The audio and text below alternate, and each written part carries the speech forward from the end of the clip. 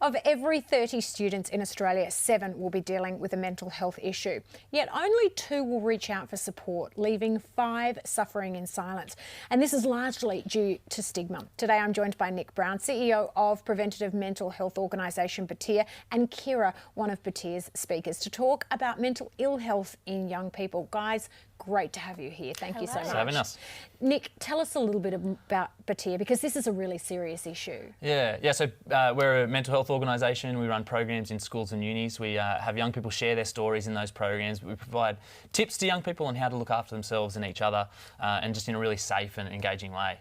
I think everyone needs to take this issue really seriously.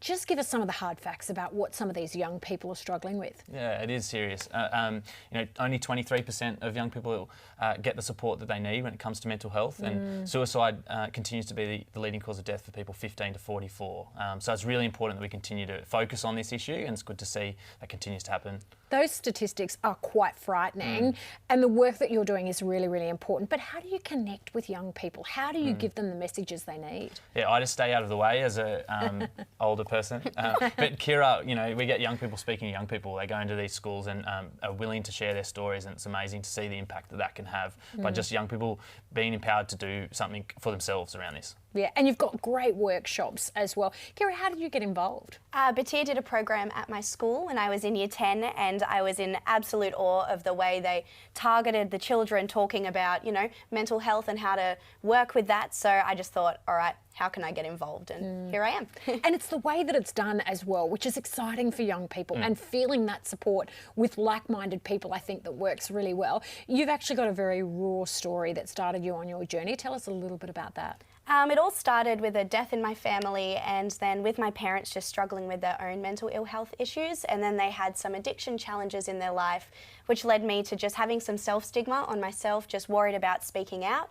But with the right therapy, with medication, having the support from my friends and family, I have just living the life I want. Every day is getting better and better. It's not a straight line, but I'm getting there. Yeah, and I love your enthusiasm and your willingness to share that with everyone else.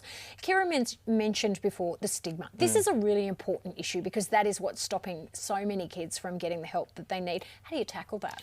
Yeah, I think the community is tackling it, and I think there's some great organisations doing great work around reducing stigma. But we've seen the impact that having lived experience and sharing stories and being real and vulnerable can have on reducing stigma. There's a lot of evidence support. That's a really great way, and so that's we see that in our programs every day.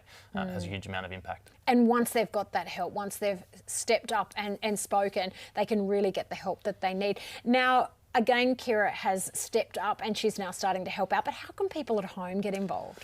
Yeah, I guess the first message is if you're struggling, then reach out to someone. There's people around that care and want to help, or be that person for someone else. If you want to help us, if you know someone 18 to 30 that can come and share their stories, they can jump on our website and do that. If you donate $25, that'll help someone see one of our programs, or you can jump on, get some merch, get yourself some Batyr socks. Great socks. That'll help us out as well. And that's important as well, having that funding to make sure that kids that wouldn't normally have access to this are really being able to reach out and get the support and the help that they need, and doing it in a fun way. It's quite a unique approach too, isn't it? Yeah, it is. Yeah, and that's what it's all about. It's about not trying to educate young people by just telling them what to do, but just starting a conversation for them to be able to kind of look after themselves and each other. Yeah, getting everyone involved. Guys, thank you so much. Love your energy. Thanks for having us. Thank you. Now, Batyr has a great website with lots of information, so to get involved or even request a program at your school or workplace, jump online, batyr.com.au.